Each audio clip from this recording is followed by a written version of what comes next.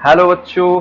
तो चलिए मेरे प्यारे बच्चों, हमारे पास एक क्वेश्चन है नीट 2022 का। क्वेश्चन क्या कह रहा है बच्चों? क्वेश्चन कह रहा है 55.3 मीटर लंबाई और 25 मीटर चौड़ाई वाले एक आयताकार मैदान का क्षेत्रफल मेरे प्यारे बच्चों वर्ग मीटर में सही सार्थक अंकों के मान को पूर्णांकित करने के बाद है।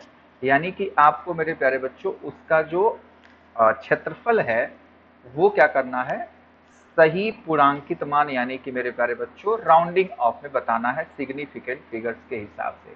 ठीक है, तो चलिए मेरे प्यारे बच्चों स्टार्ट करते हैं इस क्वेश्चन को करना। इस क्वेश्चन को कैसे आप लोग देखते हो? तो मेरे प्यारे बच्चों हमारे पास जो लंबाई है, लंबाई आपको क्या दे रखी है? लंबाई मेरे प्यारे बच्चों आपको दे रखी है एल बराबर कितना? एल बराबर बच्चे 55.3 मीटर। ठीक है, इतना मीटर हमको लंबाई दे रखा है। और मेरे प्यारे बच्चों जो चौड़ाई है, मान लो ब्रेथ हमारे पास है, वो कितना दे रखा बेटा? वो हमको दे रखा है बच्चे 25 मीटर। ठीक है, तो हम लोग लिख लेते हैं 25 मीटर। ठीक है बेटा, अब हमको क्या करना है, इसका क्षेत्रफल ज्ञात करना है। तो मेरे प्यारे क्षेत्रफल कैसे ज्ञात करते हैं? हम लोग लिखेंगे क्षेत्रफल ए बराबर यानी कि लंबाई और गुणे बेटा चौड़ाई। अब मेरे प्यारे बच्चों हम इसको कैसे कर सकते हैं? लंबाई और चौड़ाई का आपस में गुणा कर दो तो 55.3 गुणे हो जाएगा 25। ठीक है बेटा, अब इसको मेरे प्यारे बच्चों आपस में हम लोग गुणा करके फिर हम लोग बताएंगे कि आंसर क्या होगा। तो चलो जल्दी बताओ क्या होता है।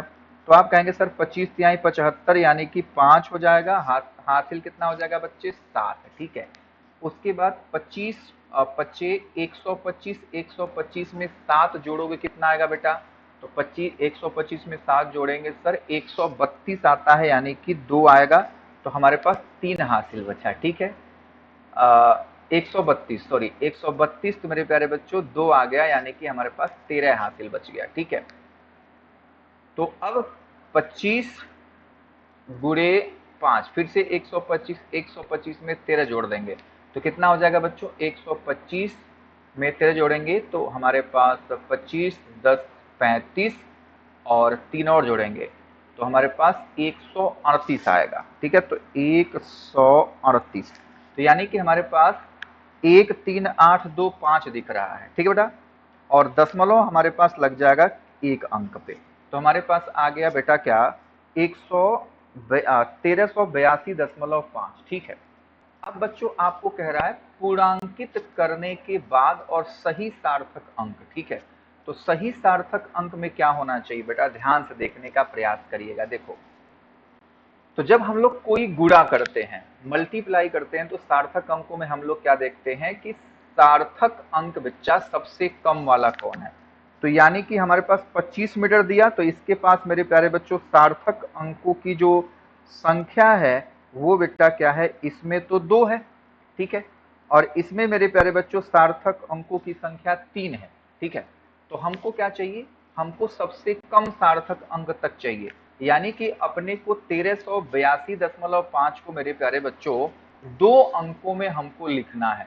ठीक है बेटा, तो सबसे पहला सबसे अच्छा क्या होना चाहिए? यानी कि मेरे प्यारे बच्चों हम लोग 2 सार्थक अंक तक लिखना चाहते हैं, तो ऑप्शन से जाते हैं। ए में मेरे प्यारे बच्चों 3 सार्थक अंक हैं, बी में हमारे पास मेरे प्यारे बच्चों 4 सार्थक अंक हो गए, सी में मेरे प्यारे बच्चों 5 सार्थक अंक, यानी कि डी ऑप्शन अपने पास करेक्ट होगा। तो इस तरीके से मेरे प्यारे बच्चों के लिए डी ऑप्शन ही हमारे लिए क्या हो जाएगा? करेक्ट आंसर हो जाएगा।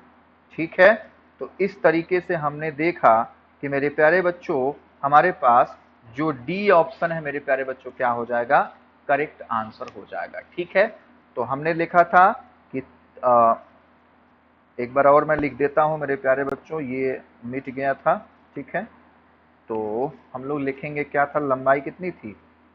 55.5 गुणे 25, तो हमने जोड़ा तो यही आया था 1382.5, और क्या आया था? Metre square. ठीक है बेटा, तो सब कुछ सही है। तो यानी कि हमारे पास 2 सार्थक अंक होने चाहिए। इस तरीके से डी ऑप्शन अपने पास करेक्ट आंसर होता है। उम्मीद करता हूं मेरे प्यारे बच्चों को ये क्वेश्चन अच्छे से समझ में आ गया होगा। तो इस प्रकार के क्वेश्चन को मेरे प्यारे बच्चों हम लोग ऐसे ही सॉल्व करते हैं। तो इसी प्रकार के ढेर सारे क्वेश्चन को के सॉल्यूशन को पाने के लिए प्लीज हमारे चैनल को लाइक, सब्सक्राइब और दोस्तों के साथ शेयर करना बिल्कुल ना भूलें। तो मिलते हैं मेरे प्यारे बच्चों नेक्स्ट वीडियो में, तब तक के लिए बाय बाय, टेक केयर, मस्त रहिए और स्वस्थ रहिए मेरे प्यारे बच्चों।